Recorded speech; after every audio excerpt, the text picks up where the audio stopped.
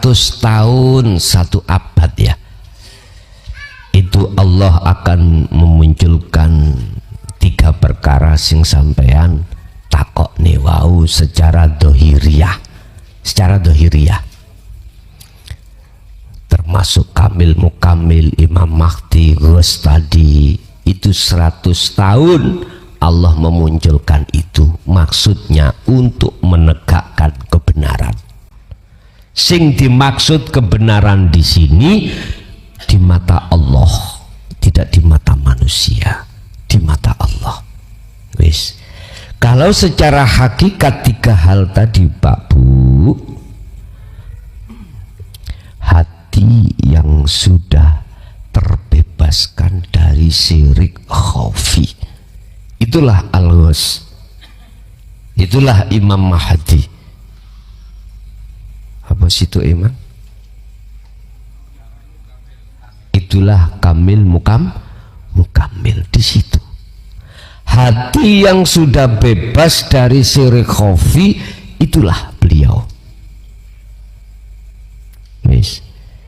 Iki cara hakikati. Kalau cara syariati 100 tahun 1 abad Allah akan memunculkan karakter golongan seperti ini yang maksud dan tujuannya adalah untuk meluruskan mereka-mereka yang imannya melenceng. Contoh loh ya, ojo tersinggung. Yang tersinggung secara manusiawiahnya saya mohon maaf, cuman saya luruskan. Di tengah-tengah ahli hijab mempunyai satu keyakinan bahwasanya Muhammad Rasulullah itu bisa memberikan syafaat. Entah siapa ini yang menggeberkan, menggaungkan seperti itu. Padahal Muhammad itu juga makhluk, dan ini pun tertuang di dalam Al-Quran surat Az-Zumar 44. Kul, iki Allah memaksa Muhammad untuk berkata, katakan Muhammad tentang syafaat, milikmu apa milik aku? Lillahi asy-syafa'atu jami'an, lillahi ku tetep kedue Allah apa asy-syafa'ah, syafaat jami'an kelawan semuanya itu syafaat milik Allah. Itu Rasulullah disuruh untuk menyampaikan, dan Rasulullah pun menyampaikan pada saat itu. Entah siapa yang menggaungkan syafaat itu milik Rasulullah. Nah, inilah akhirnya saya luruskan, urusan Anda terima gak terima terserah.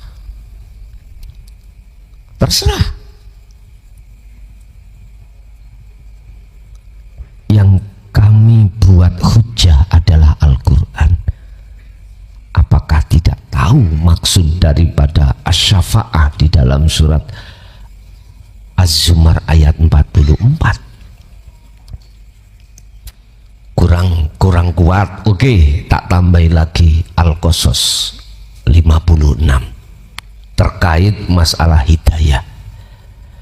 Innaka lah ini gak main-main, kalimah diawali dengan innaka, sesungguhnya kau Muhammad ikulah tahdi man ahbabta, tidak akan pernah bisa membimbing, memberikan petunjuk terhadap orang lain, sekalipun orang lain itu orang terdekatmu, apalagi yang jauh, nggak bisa.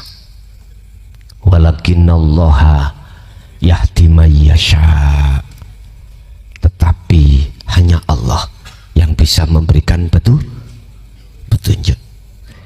Berarti itu artinya kita manusia nggak boleh ngaku-ngaku. Paham? Rasulullah gak ngaku-ngaku kok malah umate ono sing kocluk ngakokno. Lho iki lho, indikasi apa ya? Ada indikasi apa? Ada maksud apa yang terselubung sehingga berani mengatakan sesuatu yang bukan tempatnya, dikatakan yang bukan tempatnya.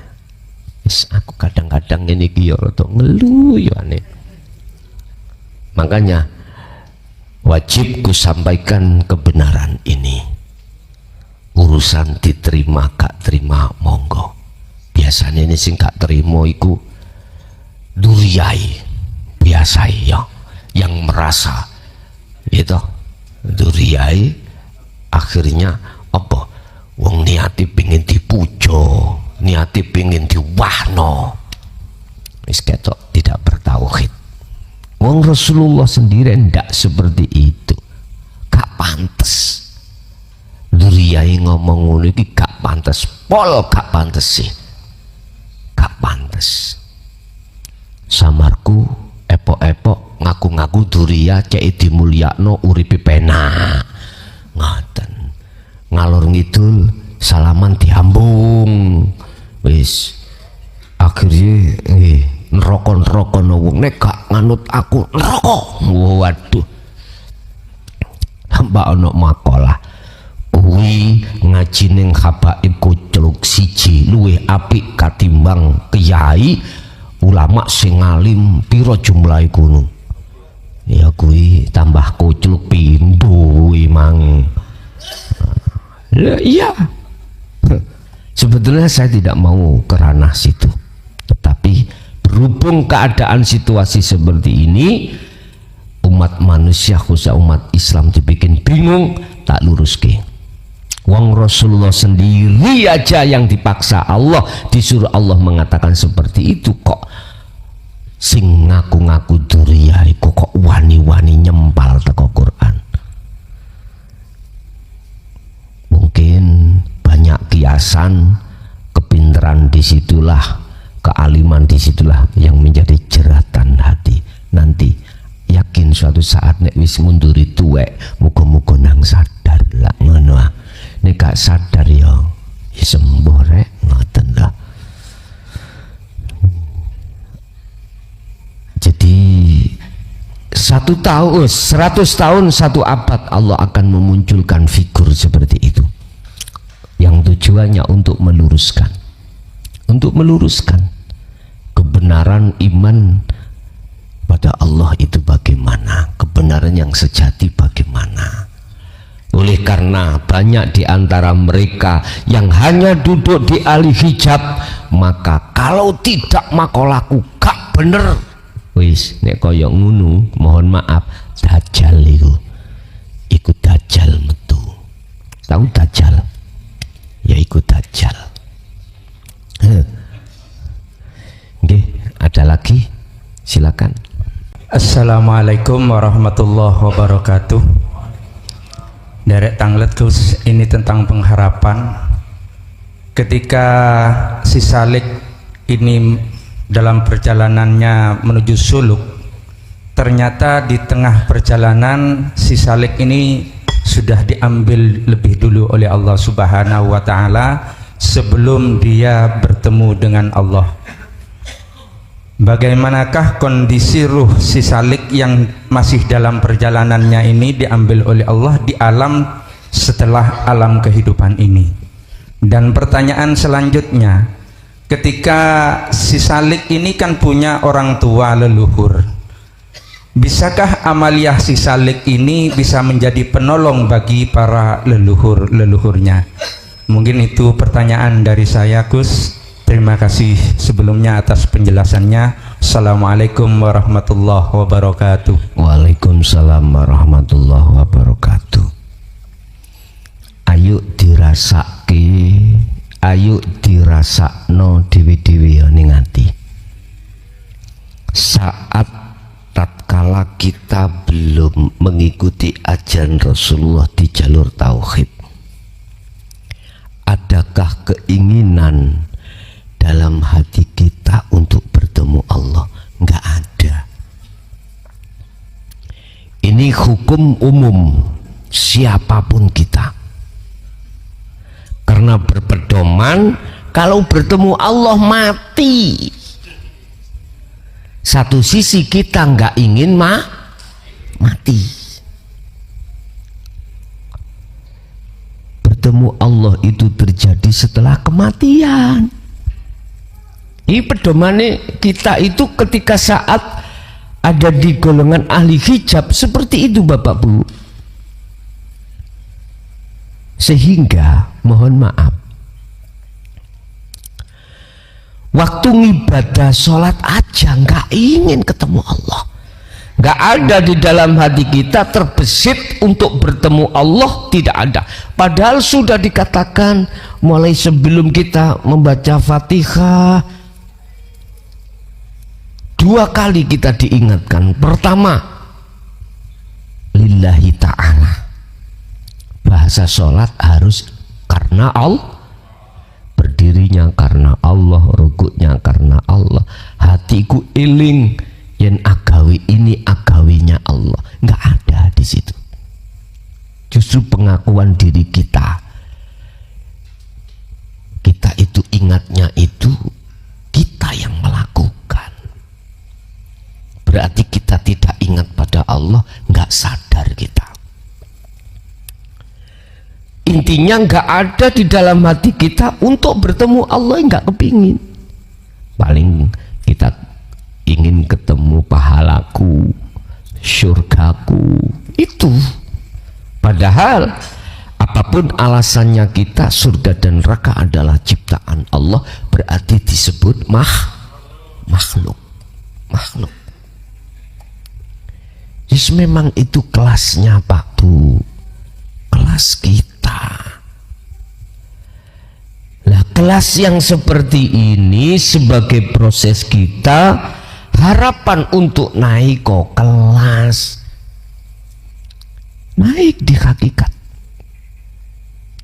Lah terus disitulah nanti akan diajarkan satu ilmu untuk mentauhidkan, mengahadkan Allah. Otomatis kalau hati sudah yastami'unal qaul, mendengarkan dan memahami, dengan sendirinya akan menumbuhkan dalam hati kita rasa rindu, ingin bertemu. Karena apa? Di situ dijelaskan, teori di situ dijelaskan di ahli syuhud, Allah itu bisa kau temui saat kau ini jasadmu masih ada di dunia. Ada hujah, bukti, ada. Lihat di dalam surat Al-Kahfi ayat 110, Allah katakan wa man kana yarju liqa'a rabbih. Berarti ini tidak hanya untuk umat Islam, seluruh umat. Rabbih karena ayat itu memakai Rabbih, ya, bukan memakai Allah. Rabbih.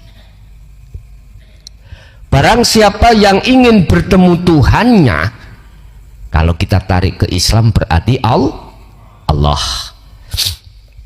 Kalau ditarik ke agama lain sesuai dengan namanya. Syarat yang saya katakan tadi ada 2. Pertama, fal ya'mal amalan sholihan. Ini miturut bahasa syariat. Mengapa pertemuan Allah itu nanti setelah kematian? Karena memakai fal ya'mal amalan sholihan itu perbuatan yang dilakukan jasmani, bukan rohani. Ahli syuhud rohani. Mana sih perbuatan yang soleh ing mungguh Allah rohani iku? Fa'budu hadza siratum mustaqim tadi. Bertemunya ruh terhadap Allah lewat wasilah zikir. Ini jatuhnya imanmu pada Sang Khalik yang sejati, artinya pada Allah yang laisa kamislihi syai'un. Inilah yang dimaksud bertemu Allah itu. Jatuhnya imanmu sudah tidak lagi terhadap selain Allah. Contoh ini contoh. Depanku iki ada wedang apa iki? Tegan, wis pinter wis gak sak bathoke. Nek sak bathoke aku paham. Engko karene jelas akeh ngene. Jare sing nek pojokan aku yo doyan. Gak masih aku yo gak serakah rek. Gak mungkin tak entekno. Ini bagi-bagi kan. Ketika saya memakai pedoman ahli hijab, pasti aku beriman datangnya rasa seger ini dari degan ini. Padahal degan itu makhluk. Imanku nok di situ. Karena akal bicara, manakala saya tidak meminum degan, gak ada rasa seger. Itu pasti, Pak. Akal bicara, logika. Tapi kita lupa dengan ruhaniah kita tentang iman pada Allah. Allah katakan innahu bikulli syai'im muhit. Sesungguhnya Allah laisa kamisli syai'un itu tak sebut urip hidup iku melimputi terhadap degan itu. Manakala tidak terlimputi Allah di situ, maka yang namanya nggak akan pernah mendatangkan rasa kita mengatakan bahwasanya Rasulullah Muhammad itu bisa memberikan syafaat itu secara akal, tetapi kita lupa iman dalam hati itu adalah Allah.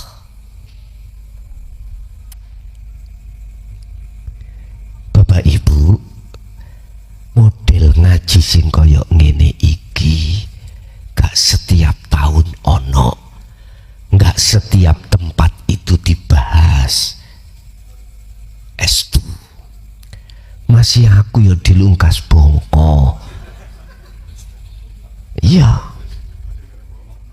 engko penerus yo Gusti Allah wis nyiapno dhewe.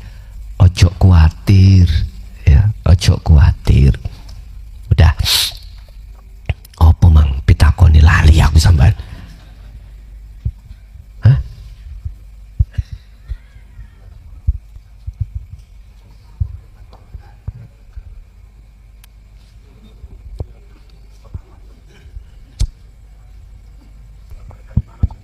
Ketika si Salik ini sedang menuju Suluk, di tengah perjalanan diambil dulu oleh Allah. Ya, oke, udah. Ilmu sudah, amal sudah, tapi belum bertemu Allah. Bagaimana posisinya roh nanti? Bagaimana posisinya roh? Itu pertanyaannya. Dah, tak jawab. Proses dari ahli hijab tadi karakternya seperti itu. Tidak ada dalam hati keinginan bertemu. Hanya merekalah calon kekasih Allah. Saya katakan calon kekasih Allah adalah mereka yang sudah yastami'unal qaul, mendengarkan ajaran Rasulullah di jalur dinut tauhid, dia terima. Terus sistem untuk bertemu Allah, wasilahnya zikir sirul asr itu sudah dibawa, dijalankan, cuman aja belum bertemu. Bagaimana ini meninggal? Aku yakin mereka yang sudah ilmu amal, dia itu dalam hatinya walaupun sebesar biji sawi, dia ada keinginan bertemu, cuman aja masih belum karena hijabnya terlalu tebal. Siriknya masih belum dituntaskan. Tapi mengapa ini andai kata terus meninggal, bagaimana nasib roh ini? Mungkin jenengan pernah disindir dalam satu makalah atau hadis iku ngene. Ada seseorang yang rawuh terhadap Kanjeng Nabi, itu bertanya, "Ya Rasul, orang ini sudah tobat, berjalan menuju ke masjid, mau sholat, di tengah jalan itu ditabrak mobil, mati." situ ada malaikat dua yang gontok-gontokan. Royokan ini lho Pak. Sing ahli adab ngeroyok, sing ahli rahmat ngeroyok. Akhirnya Kanjeng Nabi iku mau ikut campur.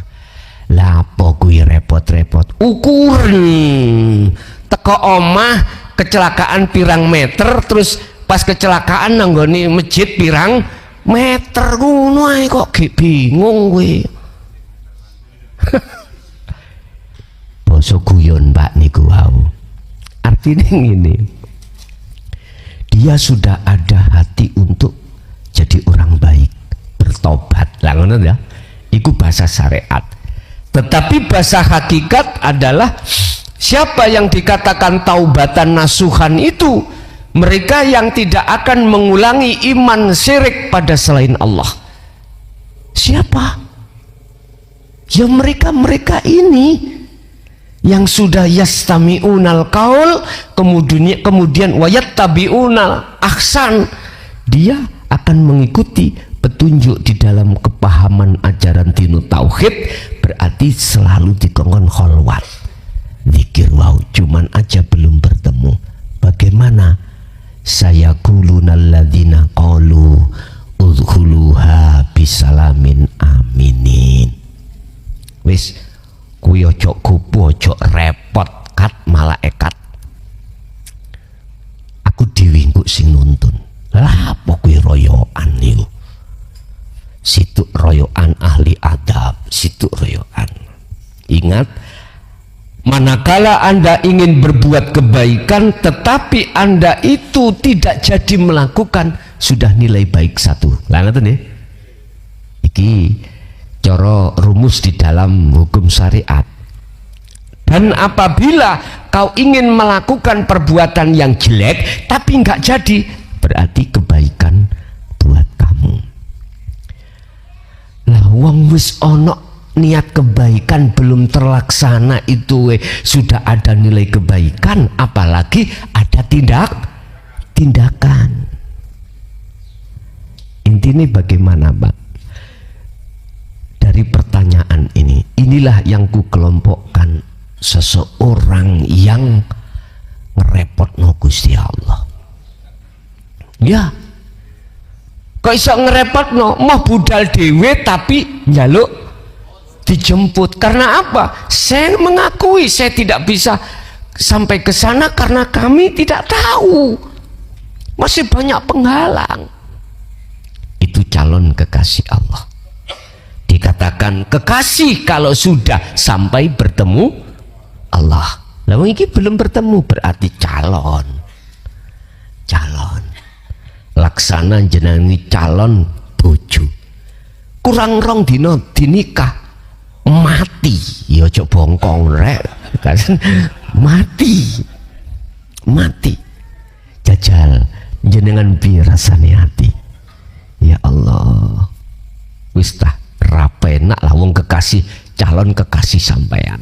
Nah, di situ. Bapak Ibu, berarti sing jemput lan sing bimbing Gusti Allah. Bisa dibuktikan? Bisa. Ayo mantiosi. Enggak, memang karena ini mohon maaf, ahli hijab dengan calon kekasih Allah itu beda banget. Orang yang menjadi golongan yang memungsuhi Allah itu beda banget dengan calon kekasih Allah. Allah sudah katakan dalam surah Al-Baqarah, orang yang memungsuhi Allah dan orang-orang yang memusuhi kekasih Allah sebetulnya itu merugikan pada diri sendiri, tambah jauh dari Allah, tambah jauh. Yukhadi'unallaha walladzina amanu wa ma yahda'una illa anfusahum wa ma yash. Dia enggak merasa kalau merugikan dirinya sendiri. Dengan bentuk dia memungsuhi Allah dan orang-orang yang beriman pada Allah, mereka enggak sadar kalau merugikan dirinya sendiri. Apa ruginya? Tambah jauh dari Allah. Kita tidak akan mendapatkan wejangan hakikat makrifat. Kita tambah jauh. Otomatis kita akan tambah jauh pada Allah. Tapi dia tidak merasa kalau dia itu merugikan dirinya sendiri. Wis. Kalau yang dijemput iku mau, yang menjemput Allah terhadap diri jenengan, maka jenengan ini harus yakin bahwasanya apa yang jenengan lakoni tentang ilmu amal ini harus lekas mancep ning ati sampean. Ingat, dibuka di dalam surat Al-Ankabut ya. Padahal jenengan di dunia belum ketemu. Al-Ankabut ayat 5. Barang siapa yang ini tidak Rob, ini langsung Allah. Wa man kana yarju liqa Allah, langsung ini khusus umat Islam. Barang siapa yang ingin bertemu terhadap Allah, fa inna ajalallah la'at. Allah berjanji. Allah berjanji dalam waktu yang sudah ditentukan Allah untuk bertemu. Lah, yang ditentukan Allah, Allah berjanji. Sing berjanji itu Allah, bukan Muhammad. Allah berjanji akan bertemu pada waktu yang sudah ditentukan, entah waktunya di dunia ataukah setelah kehidupan dunia. Itu pasti. Dibuka kalau kurang percaya. Tapi syaratnya di situ ada kalimat mangkana yarju. Barang siapa yang dalam hatinya ada satu keinginan untuk bertemu Allah. Padahal ahli hijab nggak ada. Dulu kita loh Pak ya, nggak ada keinginan bertemu Allah. Karena pedoman kita pertemuan itu kematian. Pada satu sisi kita tidak mau mati. Iya, kalau bisa 200 tahun. Kasih lagi 100 tahun, wis idat 300, tambahi Gusti, Allahumma tawil umurona, tambahi lagi Gusti, yo sak sehate pisat, dikai sehat terus. Boso, ketika sudah mendekati 300 tahun, ya Allah tambahi 50 diringkas, 50. Tapi yo sing sehat Gusti, ya sing jaluk nafsu lah ngono to Pak. Gak mati-mati mangkani. Apa dua rekomendasi iblis datang Allah sing dituruti, umur dawa gak mati-mati sampai dino kiamat ya. Nomor loro njaluk izin nyesatno Adam dan anak putu wonten itu. Mangkane sampai ke umur endek moh, ya Allah tambah ono bojoku si ayu senop. Oh iya, njaluk pira? 50 engkas Gusti. Ya kan. Jret wis jangkep 150. Lah kok ana arek wedok maneh rada enom seneng maneh. Ya Allah sik enom maneh kok tambahi 50. Wis ta. Miturut bahasa sifat basariyah moh matek wis titik ana gunung. Moh matek padahal kulu nafsin dha'iqatul. Lah mesti sogeh gak mesti ya. Nek mati mesti. Nyun sewu Bapak. Iku pedoman kita waktu ada di ahli hijab. Tetap. Kemudian beda ketika kita masuk di zona ahli syuhud. Niki ahli syuhud beda. Gus kapan yo matiku iki? Koyok-koyok wis gak mampu aku ngrasakno bojoku ngomel. Lah apa? Wis baban nikmat ono ae. Justru ngomeli bojomu anakmu cerdas-cerdas. Nyun sewu Pak, estu nyun sewu. Ketika saat Anda sudah ditarik Allah di golongan ahli syuhud, apakah calon ataukah sudah kekasih Allah? Mesti ning kuno Anda dalam hati ingin bertemu Allah. Miturut surat Al-Ankabut ayat 5, barang siapa yang di hatinya ada keinginan bertemu Allah, fa inna ajalallah la'at. Aku berjanji, Allah berjanji dalam waktu yang sudah ditentukan oleh Allah dalam Lah berarti sing durung ketemu sampah isdet berarti dijemput iku ngerepotno Gusti Allah. Lah sing wis dadi kekasih bertemu berangkat sendiri iku gak ngerepotno Gusti Allah. Kula yang ngoten nyun sewu, gak usah dijemput nek ngaji kayak ono Sherlock kae. Engko nek gak dikai Sherlock aku balik gak ketemu lah piye Pak? Alamati wis lengkap. Tibake ning Surabaya iku mlebu nang omahe wong. Buntu pisan wis ya apa iki? Wis akhirnya ya minta Sherlock.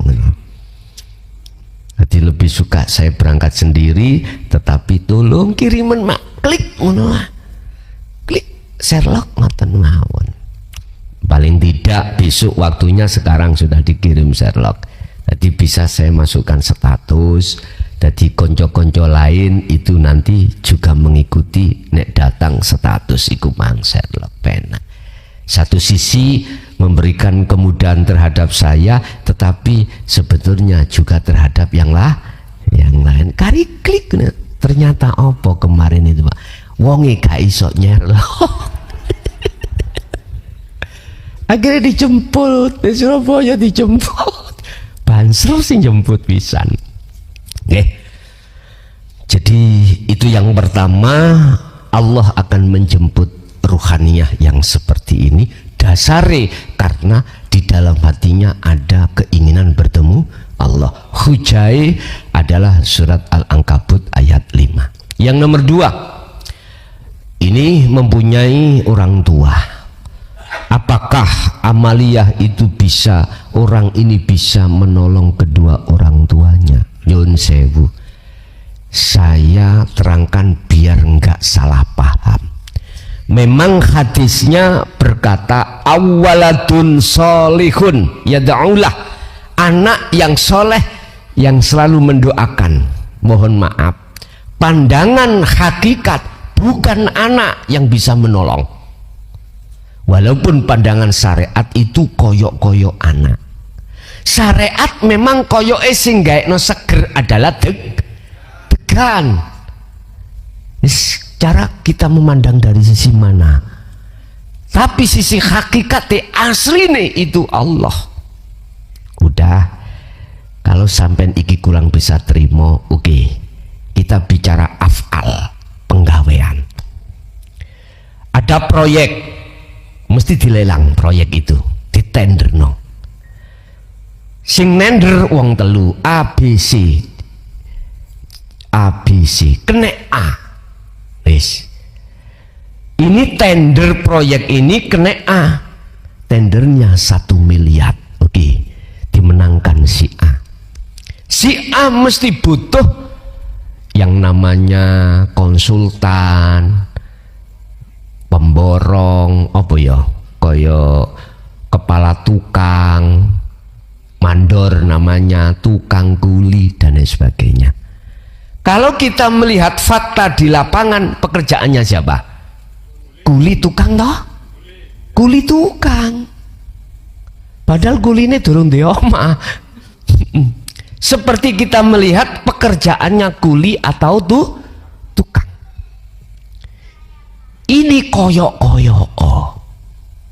Tapi kalau kita tarik asli nih, yang memiliki pekerjaan adalah yang memenangkan tender. Wow, namanya apa? Apa? Si A.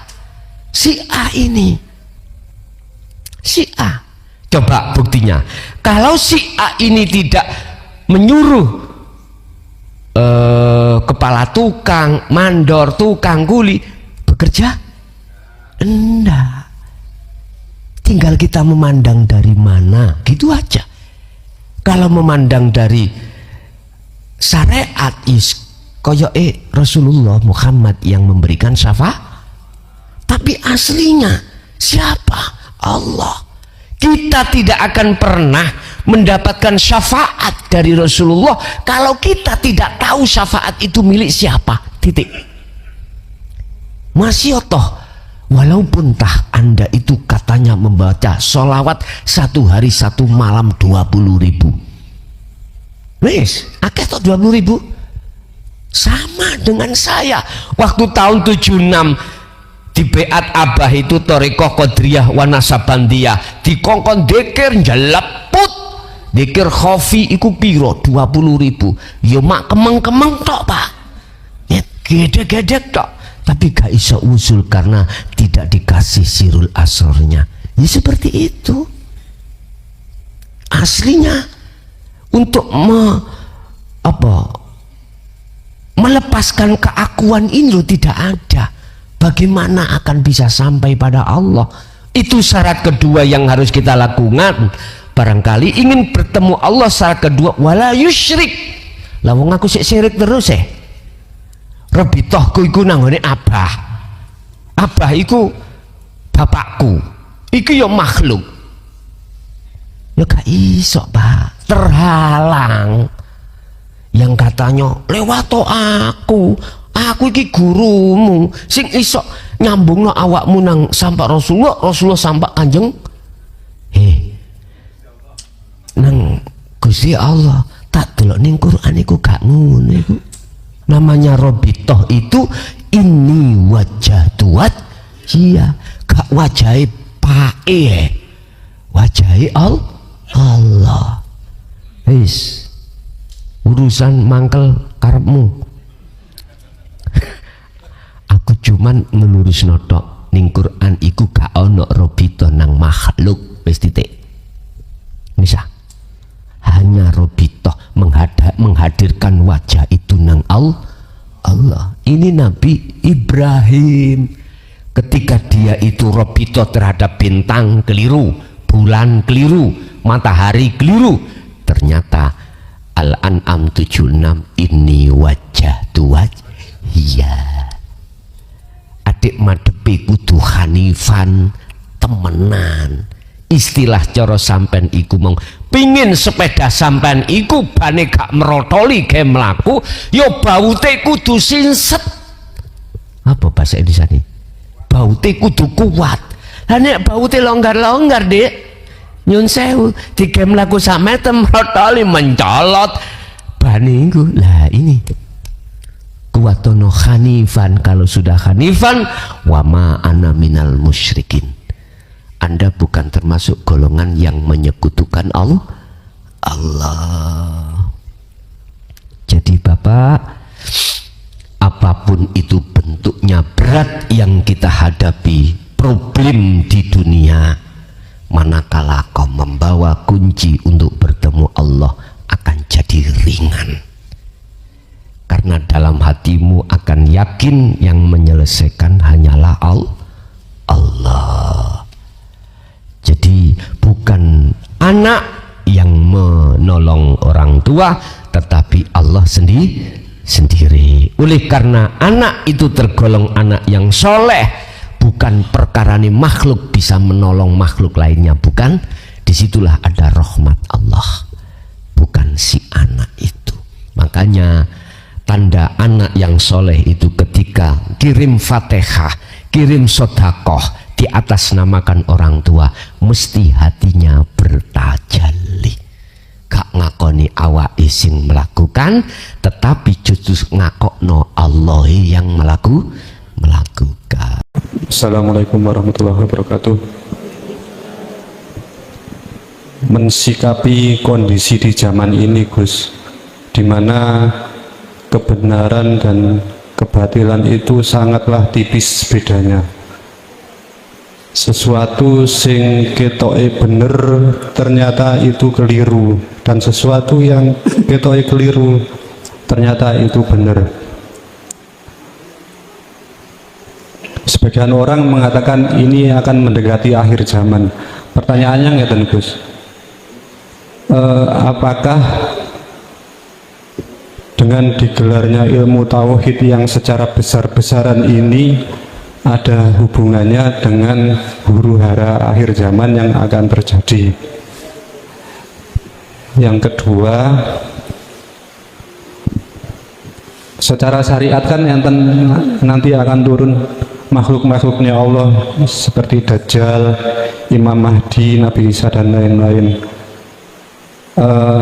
Umat di zaman itu mengenali beliau-beliaunya ini, makhluk-makhluk Allah ini bagaimana? Secara kasat mata nopo secara basyariah? Ngoten mawon. Terima kasih. Bapak Ibu matur suwun, dari dua pertanyaan tadi, yang pertama, memang kita dalam penghujung zaman, Pak, penghujung zaman, di mana Allah menghendaki dinul haq itu digelar besar-besaran. Itu tertanda memang musibah di sana sini pasti Allah datangkan. Terhadap siapa? Bagi mereka yang tidak mau tetap kembali kepada Allah, yang tidak mau tetap kembali pada Allah.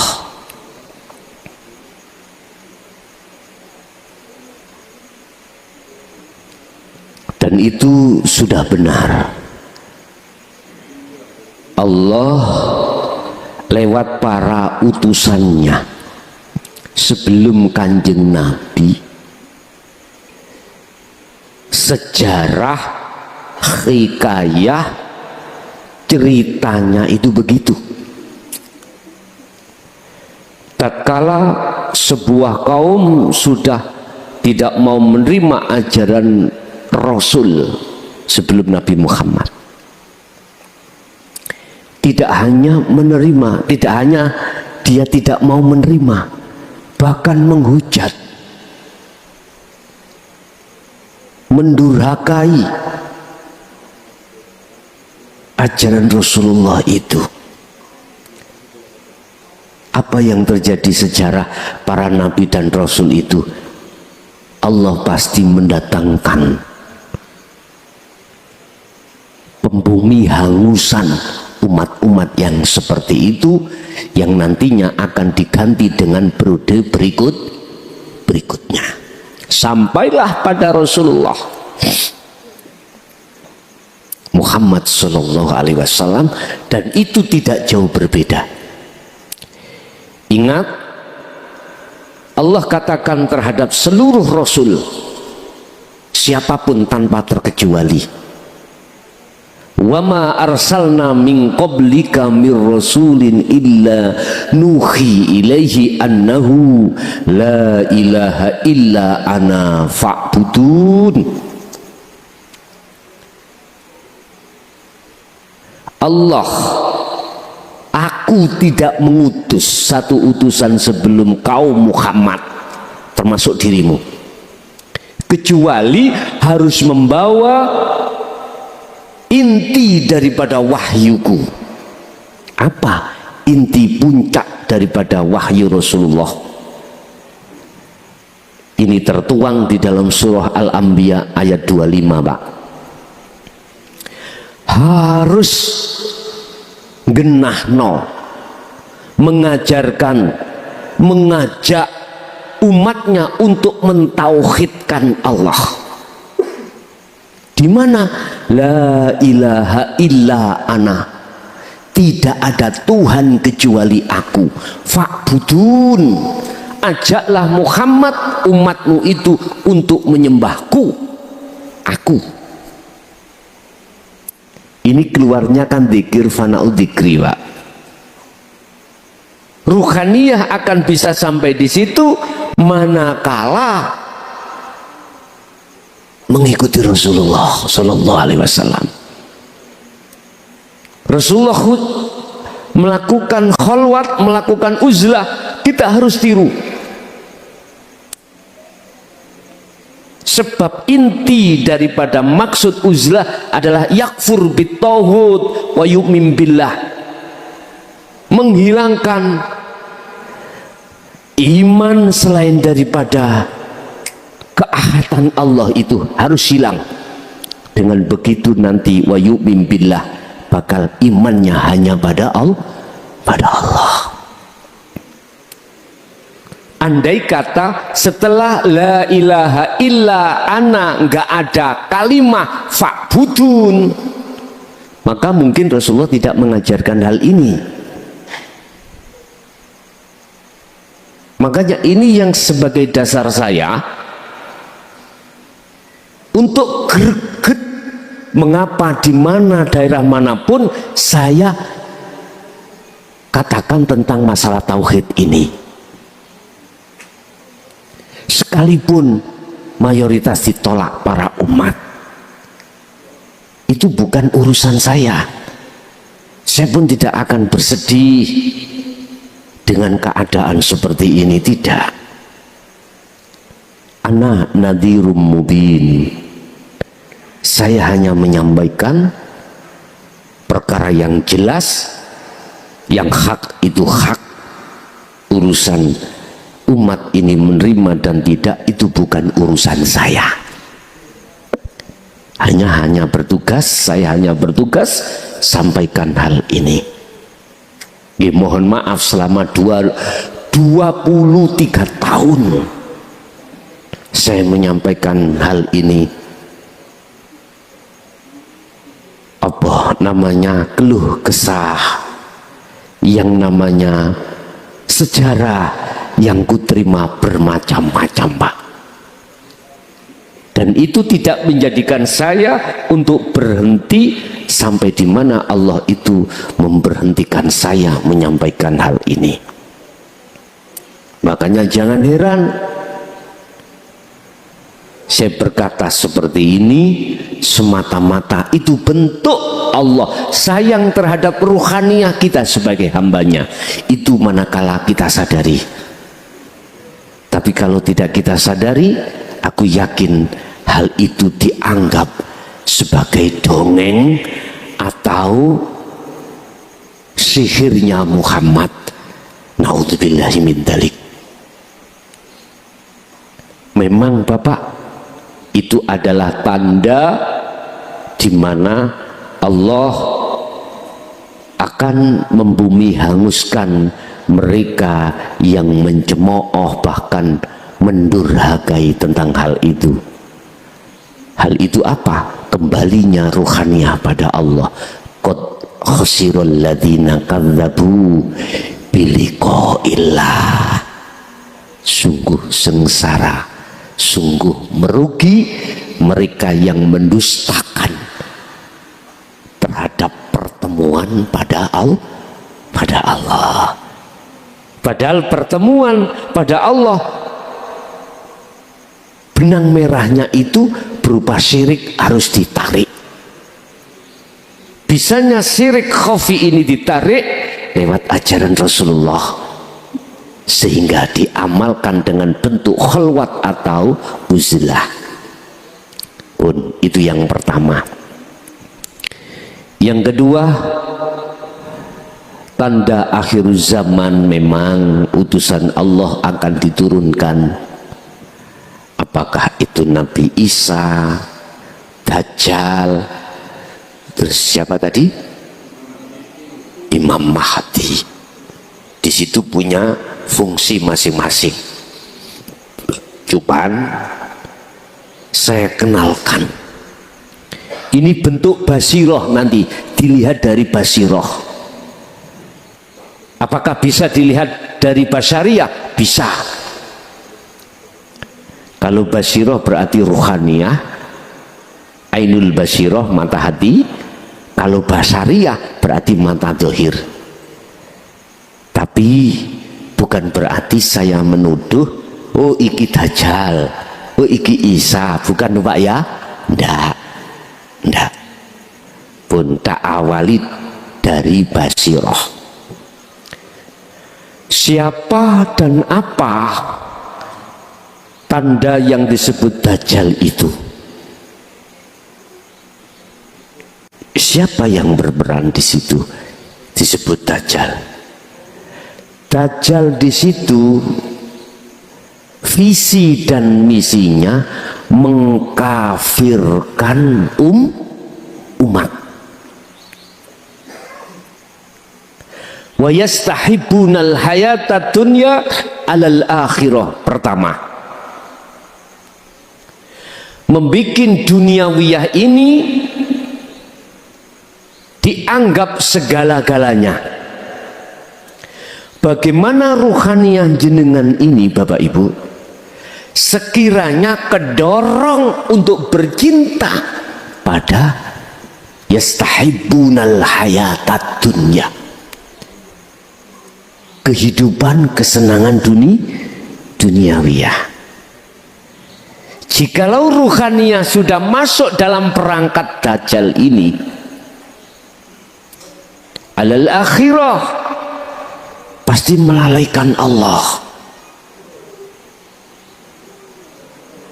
Sampai-sampai Bapak Ibu, ketika waktu kita sholat, lalai dari Allah, ingat terhadap kesenangan dunia. Siapa dajjal itu yang dimaksud? Gerabako Dewi.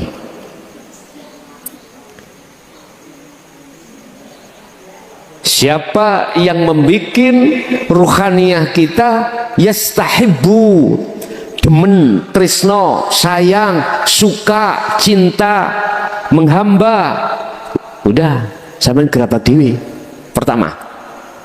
Kedua, wa yasudduna an sabilillah. Mereka akan menghalangi terhadap ruhaniyah ketika saat melakukan perjalanan suluk atau khalwat, uzlah, menuju dan bertemu Allah fi sabilillah. Ruhaniyah sampean gerabak dewe. Siapa yang menghalang-halangi? Bahkan Dajjal itu menanamkan satu keyakinan bahwasanya fisabilillah ini nggak benar. S2. Sehingga alat sistem ilmu yang untuk rohaniyah bisa berjalan fisabilillah itu dikatakan sesat. Ajaran dinul haq inilah dikatakan sesat. Yang ketiga, wa yabghunaha iwaja. Apa itu? Mereka menginginkan perjalanan sampean rohani itu bengkok, iwaja. Umpama cara jasad arepe nang masjid keliru nang doli lah, itu dibikin seperti itu. Arepe ngedekno pengajian berangkat keliru mlebu nang gedung biskup, iku bahasa riyah. Padahal Allah katakan ulaika, mereka ini iku fi dhalalim ba'id, tersesat jauh Dajjal itu. Tapi apa memakai ulaik? Dajjal situ to Pak. Lah kok ulaik? Ulaik iku akeh. Dalam surat apa Pak itu tadi? Ibrahim Pak ayat 3.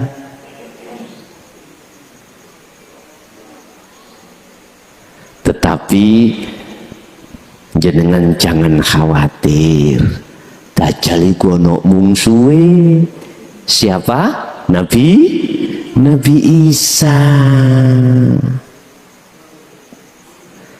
Nabi Isa diturunkan Allah ke bumi. Di dalam Al-Quran surat apa saya lupa. Tolong yang hafid dikasih tahu. Itu dikatakan ada perintah Allah, visi dan misinya apa? Meneruskan syariatnya Rasulullah Sallallahu Alaihi Wasallam. Itu pertama. Syariatnya Rasulullah yang bagaimana? Kalau boleh saya tambahi keterangan sedikit, syariatnya yang menjadi hakikat sampai pada makrifat Allah. Contoh syariatnya sholat iku apa? Ilmu itu supaya kita sholat menjadi sholat yang benar. Orang Indonesia akhirnya berhubung kiblatnya ada di Mekah barat, harus jasad itu menghadap ke barat. Sholat, nama sholat ikut torikohnya, ilmunya untuk membenarkan sholat ikut syariah. Bagaimana ini menjadikan hakikat menuju ma'rifat Allah? Kama sholaita ala Sayyidina Ibrahim millata Ibrahim Hanifa. Ruhaniyah condong pada Allah, bukan condong pada selain Allah. Otomatis bertauhid. Ini beliau nanti secara fisik basariah saya nggak bisa ngomong, tapi secara hakikiah sifat basirah itulah Nabi Isa. Yang kedua, yang pertama tadi saya tambah sedikit, beliau akan membagikan, mengajarkan terhadap ruhaniyah kita bagaimana caranya syariat sholat ini menjadi hakikat menuju makrifat. Akhirnya datangkanlah ajaran tentang dinul haq. Terus syariat menjadi hakikat itu yang bagaimana? Ketika Anda sholat jasmaninya, ruhaniyah Anda melepaskan sifat basariah Anda, sehingga Anda tidak merasa meyakini diri Anda yang bisa melakukan, tapi di dalam ruhaniyah sampean itu adalah merasa meyakini bahwasanya semua yang terjadi dalam sholatmu itu semata-mata karena Allah. Untuk masuk di situ Rasulullah memberikan satu pengertian di dalam tentang ihsan. Ya Muhammad, malaikat Jibril tanya, ihsan itu bagaimana? Dijawab Rasulullah, anta budallaha ka'annaka taroh. Ketika kau menyembah seakan-akan bisa melihat Allah, otomatis kembalinya pada rasa, pada iman. Kalau kau tidak bisa melihat Allah, kau harus seakan-akan selalu dilihat Allah. Ini muraqabah, Pak. Yang ku maksud muraqabah untuk kemusyahadah, dan ini proses kita. Beliau Nabi Isa selalu mendengungkan tauhid ini terhadap umat di penghujung umat ini. Dengan begitu, dan si ruhaniyah berlaku sesuai dengan syariatnya Rasulullah yang diteruskan oleh Nabi Isa, dajjali mati, nafsu itu nyese sifat basariyah sampean yang menutupi ruhaniyah terhadap Allah hilang. Akhirnya makrifat itu. Apa visi misinya yang kedua? Meruntuhkan salib. Mohon maaf saudaraku yang ada di Nasrani, saya tidak bicara tentang fisik, enggak. Ini ulama ada yang mengartikan orang-orang selain agama Islam itu berbondong-bondong bertalqin, bersyahadat secara syariat. Ngerti nih bahasa syariat ini. Tapi bahasa hakikat ruhaniyah jenengan berbondong-bondong untuk talqin, mengerti bagaimana menyembah Allah yang benar. Itu. Yang ketiga, membebaskan pajak. Apa maksud? Apakah pajak PBB ini? Itu penuh tafsir, Pak. Kalau boleh saya jelaskan. Kita melakukan sholat syariat saja mesti minta bayaran Allah. Apa? Pahala toh? Ganjaran, ya? minta bayaran pada Allah karena kita merasa diri kita yang melakukan. Iya.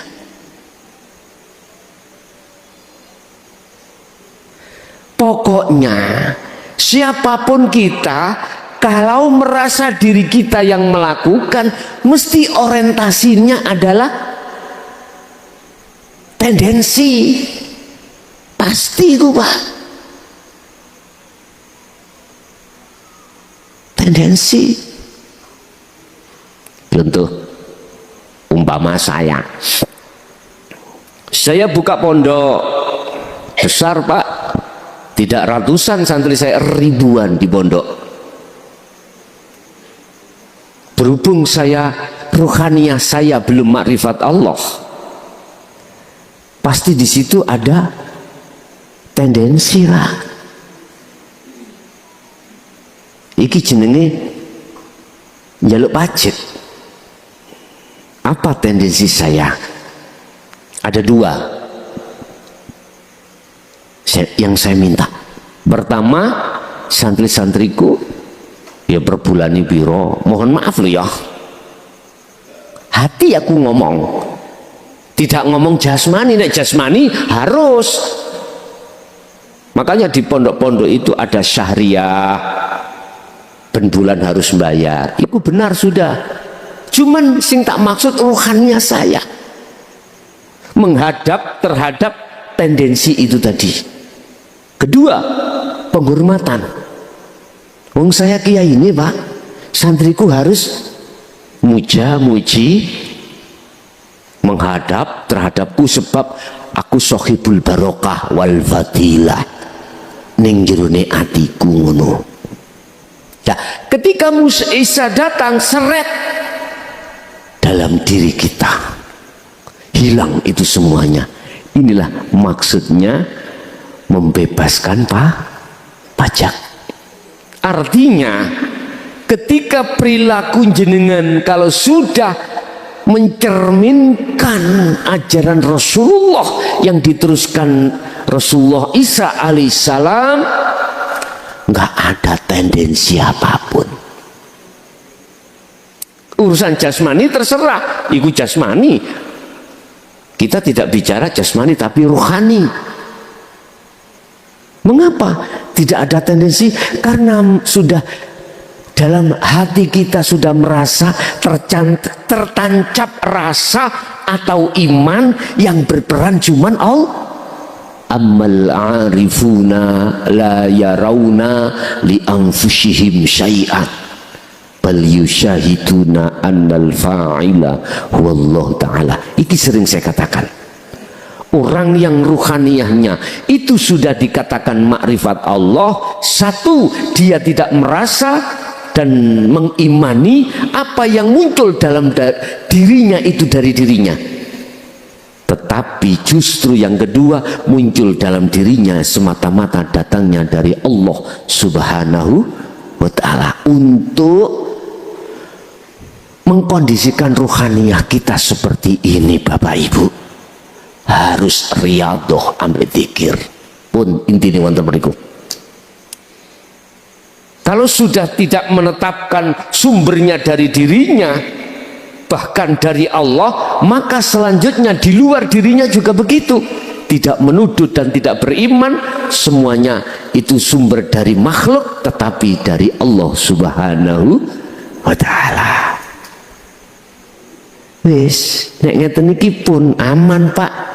Makanya Allah katakan, ala inna awliya Allah la khaufun alaihim walahum yahzanun.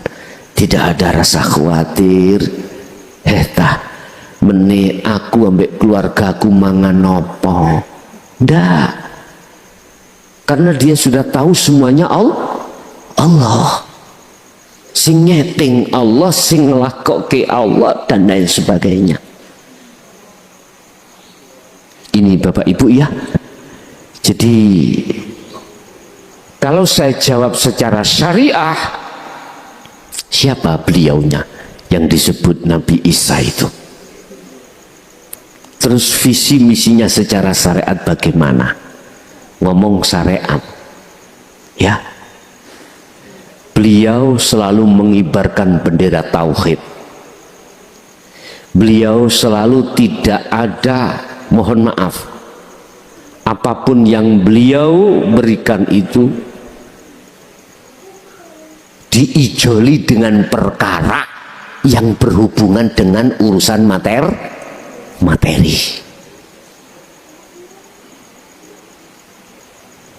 Lah dajalnya itu dibunuh, maksudnya yang bagaimana? Karakter yang mengatakan bahwa ajaran dinul haq itu sesat. Karakter mereka itu dibunuh. Artinya tidak diberikan satu waktu untuk menyesatkan umat. Bila mana dia mengatakan menyesatkan umat, di situ umat sudah membawa bekal dinul haq. Ingat, mungkin kita mendengarkan sejarah sebelum tekani Nabi Isa, banyak umat itu menjadi korbannya Dajjal. Iya, beliau Dajjal, dia tangan kanan membawa surga, tangan kiri membawa neraka. Di batuknya ada tulisan kafaro. Siapa yang masuk surganya Dajjal, dialah yang akan masuk nerakanya Allah. Siapa yang masuk nerakanya Dajjal, dia akan masuk tetanda surganya Allah. Apa surganya Dajjal? Hubbus syahwah. Enak pak, rumah mewah, jabatan uang berlimpah. Ya apa gak berudul teko purel-purel niku pun sembarang keturutan pak. Ngomong sak ngomong, bicara sak bicara, mobil bentahun ganti, punya uang ya nek potongan sampan kali kula niki asalin becak ya tetep becak, asalin macul ya tetep macul. Tetapi memang iman seseorang kalau sudah di ranah dinul haq, mohon maaf, sudah tidak sibuk ruhaniyah ini, condong pada kesenangan dunia secara otomatis. Tapi mohon maaf pak, ini berat dilakukan oleh umat, berat sekali, berat. Makanya dalam hadis qudsi kalau nggak salah, mohon koreksi ya, Allah dawuh, dunia ini menjadi nerakanya orang mukmin dan menjadi surganya orang kafir. Ya di situ. Makanya orang-orang Islam itu melarat-melarat, gitu ya. Bahasa syariat loh pak ya, bahasa syariat, bahasa hakikat. Orang yang hatinya sudah condong pada Allah itu kebanyakan juga meninggalkan jasmaninya, itu meninggalkan kemewahan dunia. Tapi lantas bukan berarti semuanya harus begitu, enggak. Itu Allah yang menempatkan, cuman minoritas jasmaniyahnya itu juga mewah. Contoh Abu Hasan As-Sadzili, bagaimana beliau. Contoh Imam Ghazali, awalnya bagaimana. Tapi minoritas pak, mayoritas iku omah ndukur nisor jembatan, gak dia apa-apa, tapi tadi nyaman hatinya. Allah banyak menaruh kekasih-kekasihnya itu di ekonomi menengah ke bawah. Ada yang jadi petani, menjadi pedagang, ataupun jadi yang lain, sesuai Allah menaruhnya di mana. Jadi kembali kepada Dajjal adalah nafsu di dalam diri kita masing-masing. Lah Isanya siapa? Warid, yang ditaruh Allah di dalam hati jenengan untuk membimbing ruhaniyah menuju dan bertemu Allah. Iku secara kacamata hakikat. Jelas nggih? Secara kacamata syariat saya mboten ngomong. Kalau aku ngomong jelas geger, tapi tetap kudu tak omong. Secara hakikat yaitu secara syariat, manakala saya omong mesti jadi geger dan lain sebagainya, tapi tetap saya ngomong. Paham maksudnya? 3 tanda yang menjadi visi dan misi Dajjal. Surat Ibrahim ayat 3. Wa yastahibbunal hayatad dunya 'alal akhirah. 1. 2. Wa yasudduna an sabilillah. 3. Wa yabghunaha 'iwaja. Wis sampean gerabak dhewe. Iku Dajjal. Terus Isa, mungkin sampean delok nang Quran tentang tauhid la ilaha illallah, la ilaha illa huwa, la ilaha illa anta, la ilaha illa ana. Wis iki kok tarung, Pak. Tarung antara sifat basariyah dan basiroh, tarung antara Dajjal dengan Isa, tarung. Dimenangkan siapa? Qul ja'al haqqu wa zahaqal batil innal batila kana zahuqa. Isalah yang menang, kebenaran yang hakikilah yang menang, Allah lah yang menang. Udah, menang dari sudut pandang mana?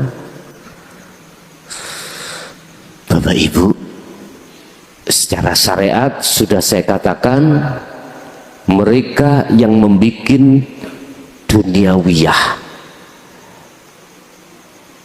menyensemkan, menggiurkan ruhaniyahmu, dialah yang menghalang-halangi ruhaniyahmu itu fisabilillah. Mereka lah yang menginginkan ruhaniyahmu itu berbelok arah. Sekarang wis kenceng iman pada Allah, ditarik supaya tidak nang Allah. Engko awakmu gendeng nek ana kono, durung cukup umur nek awakmu nek wis ana kono, syariatmu iku sik durung patek teteh kok ngaji hakikat. Wis nggandoli macam-macam. Rasulullah dulu tidak mengajarkan itu. Kamu kok mengikuti iku yo sesat. Dzalika dhalalatun. Udah, saya tidak bicara inisial, ndak. Saya contohkan saya sendiri aja seperti itu, Pak. Udah. Ada lagi?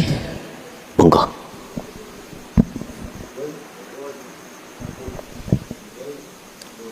Cukup? Nggih.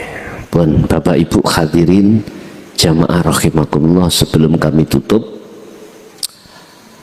mungkin dengan tangisan darah saya katakan terhadap seluruh umat manusia, saya tidak pandang bendera dohir Islam, Hindu, Buddha, Nasrani, kepercayaan ataupun apa enggak. Dengan tangisan darah lekaslah Anda, ruhaniyahmu kembali pada Tuhanmu. Hanya itu. Assalamualaikum warahmatullahi wabarakatuh. Waalaikumsalam warahmatullahi wabarakatuh. Kula badhe tanglet masalah hadis ingkang berbunyi A'udzu billahi minasyaitonir rajim. Bismillahirrahmanirrahim. Inna dina indallahi Islam. Sesungguhnya agama ingkang diridhai Allah hanya agama Islam.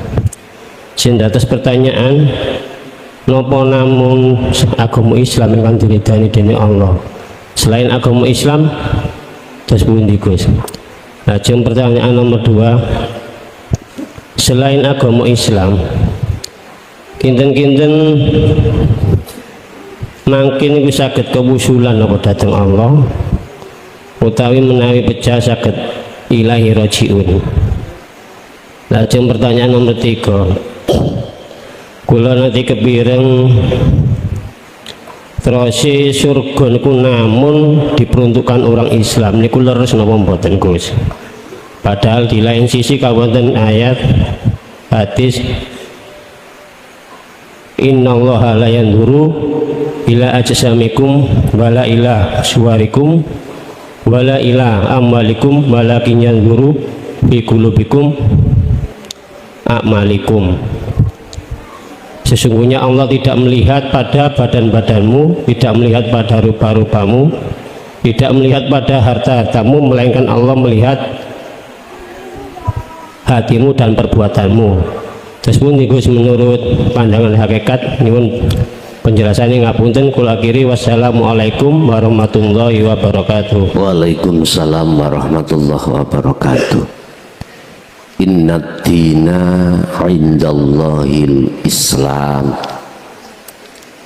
Sesungguhnya agama yang diridhai Allah di sisi Allah adalah agama Islam.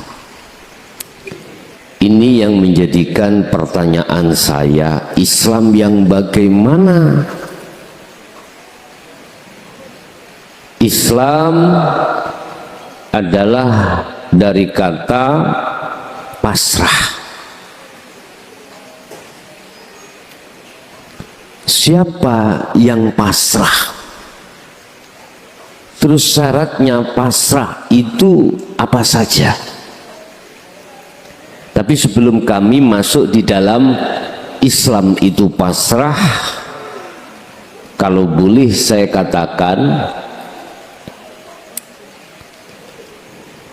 keislaman kita kebanyakan itu hanya jasmania,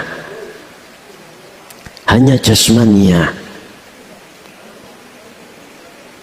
Tandanya kita kalau Islamnya jasmania saja, jasmani kita patuh dengan hukum syariah, meninggalkan larangan, menjalankan perintah. Jasmani. Tetapi pertanyaannya, apakah ruhaniyah kita juga begitu? Terus apa yang dilarang tentang ruhaniyah dan apa yang diperintah tentang ruhaniyah pada Allah? Dengan begitu Allah menjawab dalam surah Al-Baqarah ayat 208, wahai orang-orang yang beriman, masuklah kamu di dalam agama Islam dengan sempurna. Lah ini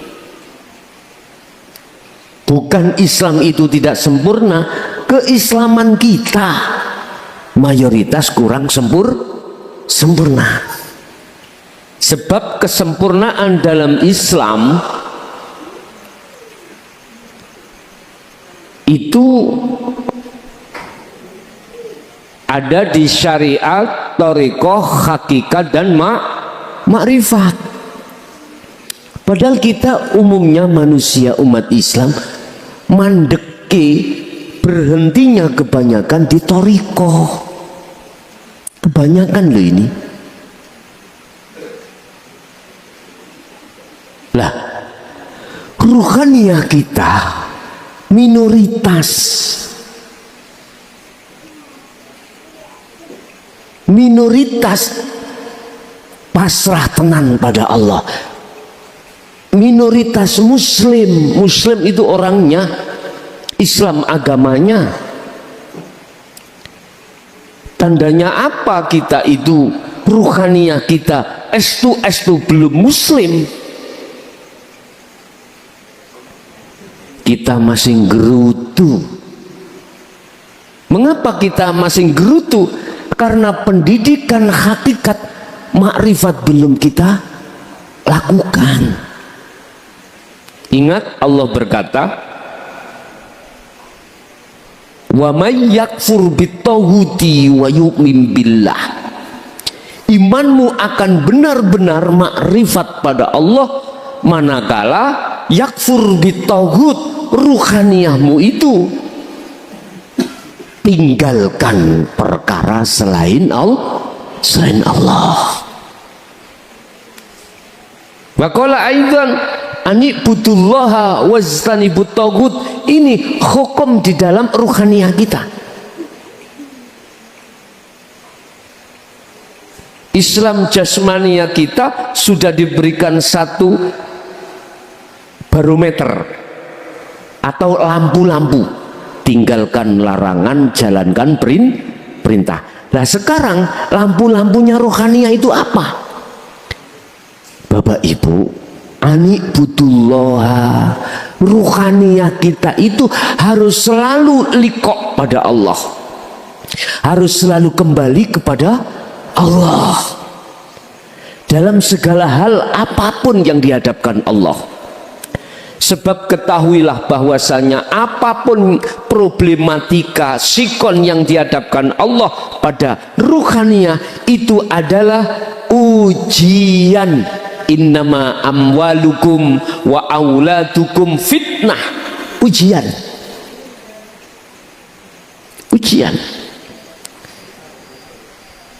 Ruhaniyah kita anibudullaha harus mengarah pada Allah. Satu, wajtanibut taghut, dan ruhaniyah ini wajib untuk meninggalkan taghut. Apa taghut itu? Iman kepada selain Allah. Bukan Allah yang kumaksud sebuah lambang nama, bukan hidup yang kumaksud sifat. Tidak. Itu bisa Anda lakukan dan temukan dengan imanmu.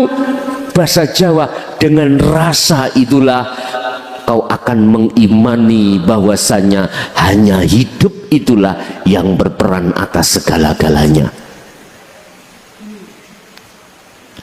Manakala ruhaniyah itu sudah manjing di situ, inilah Bapak Ibu yang dimaksud innatina indallahil Islam.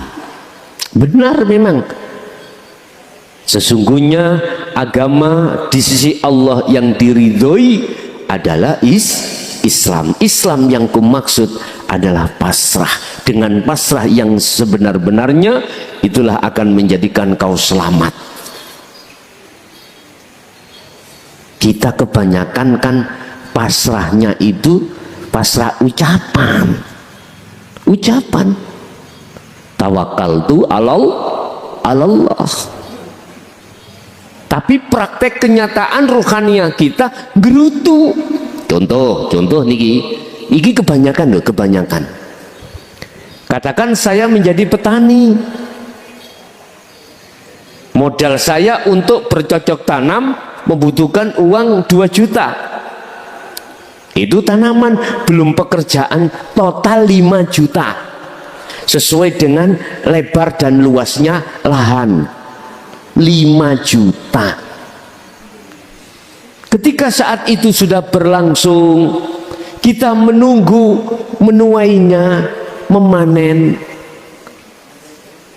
Dulu itu kita ngomong, wis tak pasrah nonang Allah, sebab yang menumbuhkan juga Allah, munculnya buah juga Allah. Tawakal sudah. Saya sekedar usaha aja, ikhtiar. Bila mana ada belalang penyakit kita semprot, ikhtiar. Supaya subur kita kasih pupuk, bentuk ikhtiar dan usaha dengan harapan untuk menghasilkan penghasilan yang 2 kali lipat, bahkan 3 kali lipat. Tiba-tiba Bapak Ibu, mungkin kurang 1 minggu dicuri orang atau dihabiskan tikus. Bagaimana praktek kenyataan rohaniah kita? Kebanyakan kita gerutu, padahal tadi kita sudah mengatakan tawakkaltu ala Allah. Berarti manakala masih gerutu, tawakal kita tadi itu hanya di lisan, tidak bisa tembus di dalam hati. Berarti Islamku iku Islam KTP. Iya, KTP kan untuk pengenalan diri kalau saya sebagai orang Islam. Mohon maaf loh ya. Tapi semuanya ada proses, Pak. Kita umat Islam juga ada tingkat-tingkatan. Nggak ngerti nggih? Jadi belum, ruhaniah kita belum muslim. Ruhaniah kita telah keluar dari kaidah keislaman di dalam Al-Quran. Ya, mohon maaf, kita saling koreksi diri kita masing-masing. Saya nggak ada hak untuk mengoreksi orang lain. Saya hanya berhak mengoreksi diri saya pribadi. Jadi saya masih gerutu tatkala itu rugilah saya, uangnya malah itu hutang, Pak. Tambah pusing 2 kali. Sungguh Bapak Ibu. Tetapi bagi alladzina, mereka yang dikatakan Allah dalam surah Al-Baqarah 156 tadi, dia bisa kembali kepada Allah. Nggak berlaku rasa sedih, rasa khawatir, gak iso nyaur, nggak ada. Karena dia mengalir, rohaniahnya itu mengalir pada skenario Allah.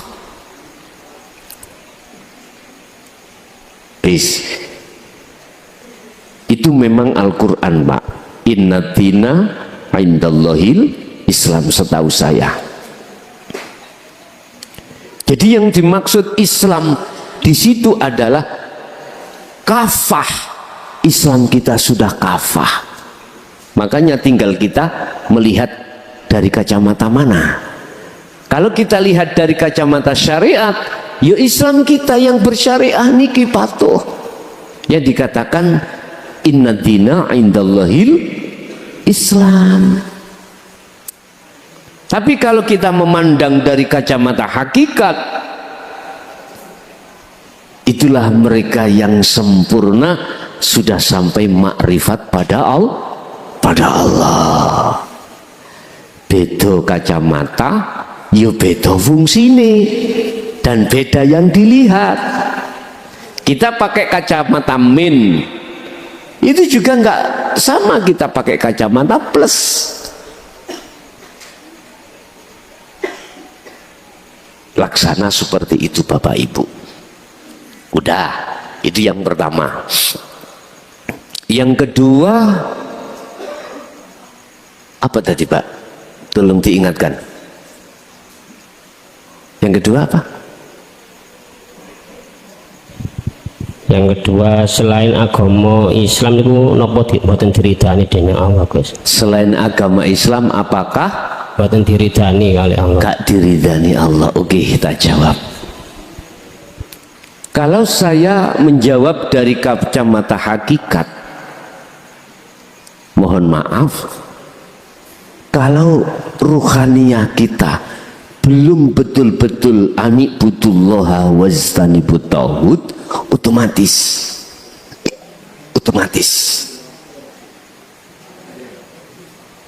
selain Islam tidak diridani, memang berarti tindakan ruhaniyah Bapak Ibu. Tapi kalau kacamata syariat saya menjawab lain lagi.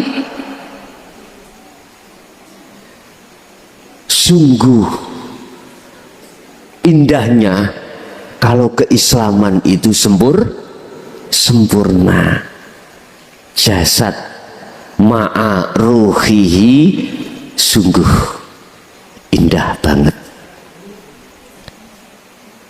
Saya jawab iya, manakala kacamata hakikat ruhaniyah kita itu belum sampai ma'rifatullah.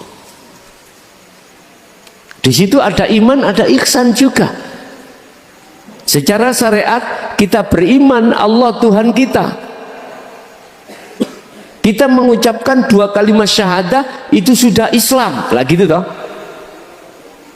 Bentuknya iman kita patuh dengan aturan syariat. Itu bentuk iman. Sama. Ruhaniyah kita harus bersyahadah. Apa sih syahadah? Bersaksi. Kemana kita bersaksi? Kita harus dan wajib tahu siapa yang kita saksikan. Taunya tidak hanya sebatas nama Bapak Ibu. Harus tahu yang memiliki nama Allah itu siapa. Kita sebagai pelaku yang menyaksikan dikatakan benar syahadat kita manakala ruhaniyah kita tahu siapa yang kita saksikan. Setelah kita tahu ruhaniyah kita siapa yang kita saksikan, maka otomatis di situ ruhaniyah harus iman. Imannya hanya pada Allah. Maka di situ ditekankan dalam satu ayat, anibudullaha wajtanibut tauhid. Arahkan selalu ruhaniyahmu kembali kepada Allah. Artinya iman, apabila kita bicara iman, iman harus pada diri Allah hidup yang berperan atas segala-galanya. Ini otomatis wajtanibut tauhid, kita dilarang ruhaniyah untuk beriman terhadap selain Allah. Sebab selain Allah itu disebut tauhid. Kalau bahasa hikam disebut al-aghyar, sesuatu yang menggelapkan ruhaniyah kita pada Allah. Itulah duniawiyah, itulah makhluk. Jelas Pak ya? Jadi apakah selain agama Islam itu tidak diridani?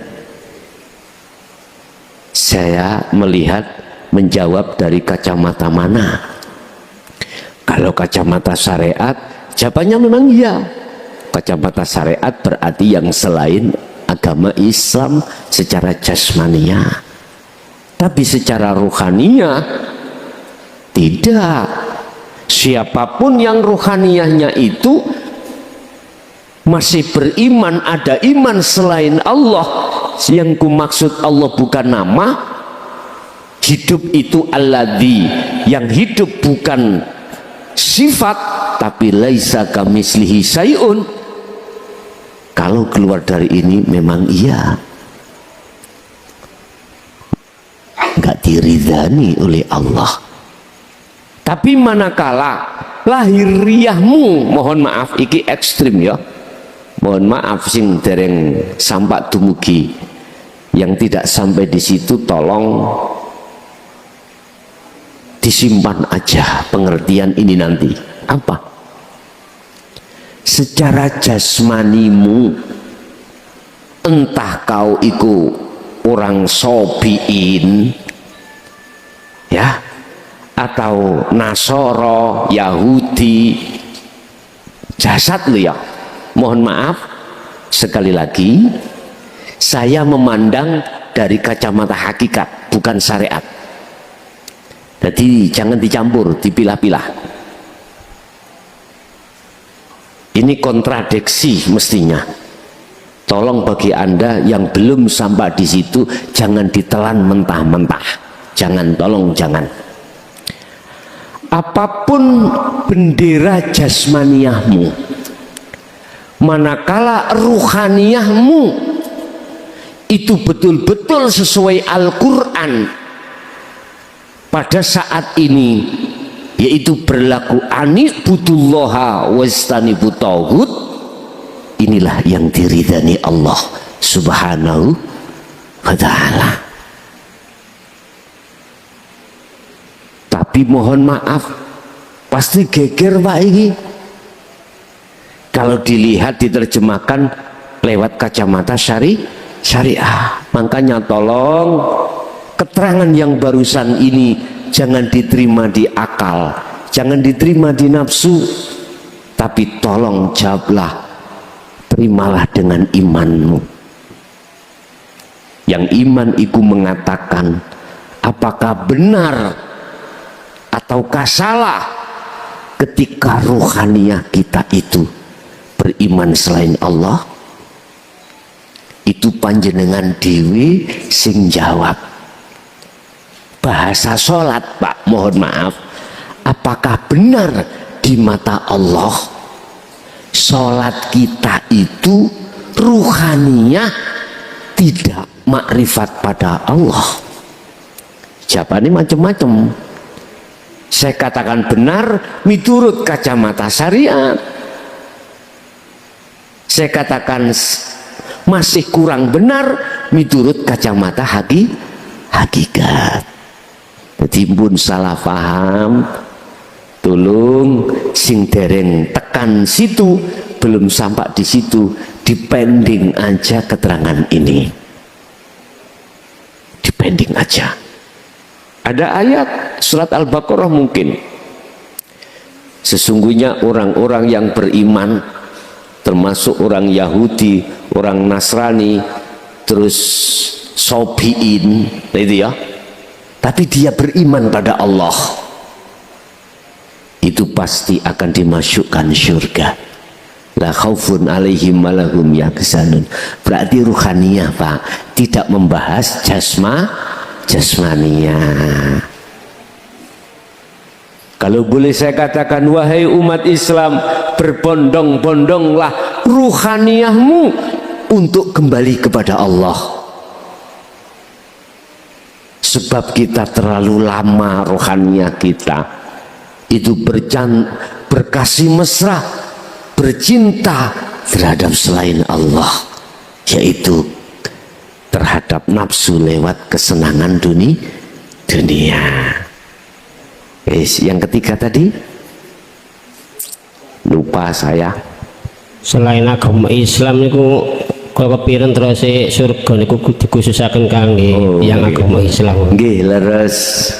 Jadi surga itu hanya diperuntukkan orang-orang Islam. Islam yang bagaimana? Ini Pak, aku tidak akan memasukkan hambaku terhadap surgaku manakala di dalam dirinya hambaku ada syirik terhadapku. Enggak akan. Berarti iman selain Allah pun sampean gerabak dewi. Ayat iki sampean maknani dewi. Aku Allah tidak akan mengizinkan hambanya untuk masuk di dalam surganya manakala di dalam diri hamba masih ada syirik, menyekutukan Allah. Bahasa ini Pak, kita sebagai umat Islam hanya mengenal syirik jali. Syirik jali. Sementara syirik khafi tidak kita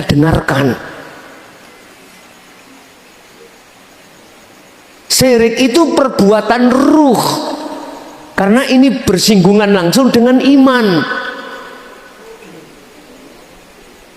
Mohon maaf Pak, contoh tadi ini syirik khafi termasuk. Contoh tadi saat ngaji tadi hujan turun lebat. Dasarnya kita itu pakai seng, kafalum, suara tambah keras lagi itu wangi, keras.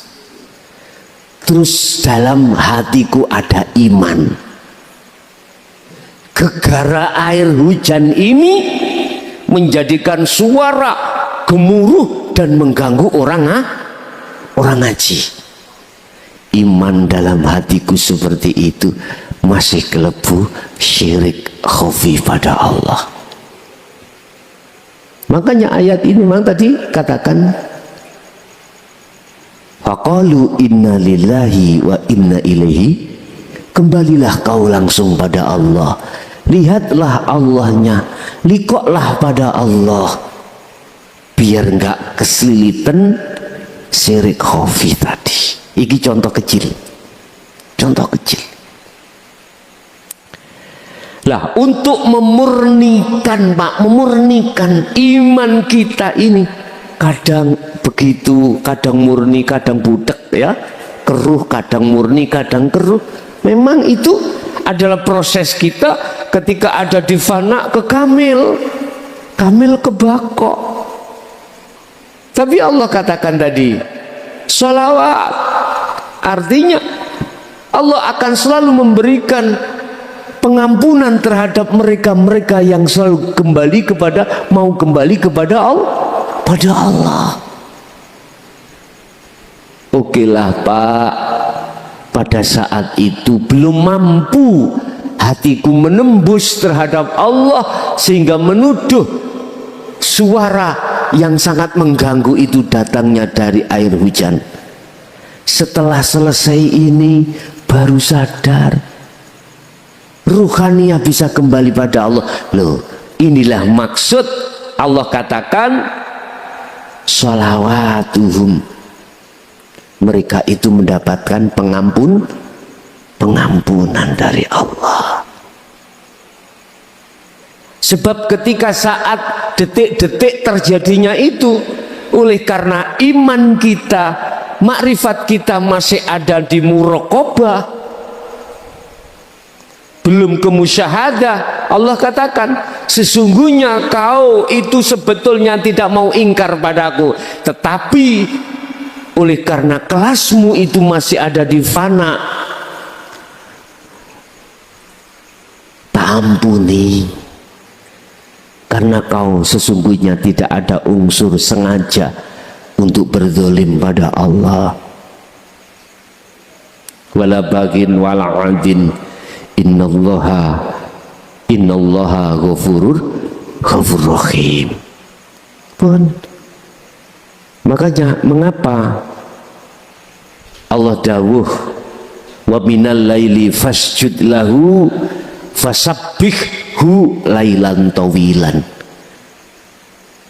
Fasjud, fasabbih membersihkan, karena pada waktu siang itu kita kemasukan reget-reget, malamnya kita bersihkan.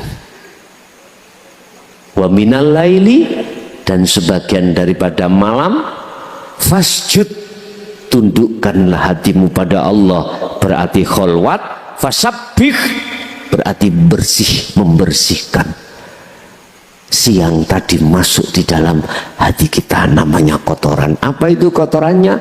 Tadi saya beriman yang membuat gaduh suara itu adalah air hujan. Akhirnya sadar Pak, betul memang untuk umat Islam saja. Cuman yang saya pertanyakan, Islam yang bagaimana? Yang kafah Pak. Terus pertanyaannya, apakah umat Islam yang hanya syariat itu besok tidak dikasih surga? Nah gitu toh. umpama itu pertanyaan, andai kata iya Pak, iya, itu mungkin diletakkan di emperan, tapi emperan itu lebih luas dari sak Jawa Timur loh Pak. Iya, lumayan toh, lumayan. Jawa Timur ini luas, sampai nggoni dewi. Nah, bahasa syariat insya Allah. Jadi saya nggak berani mengatakan dapat atau tidak, enggak. Tapi kalau sudah kerananya kerohaniah, berani saya pastikan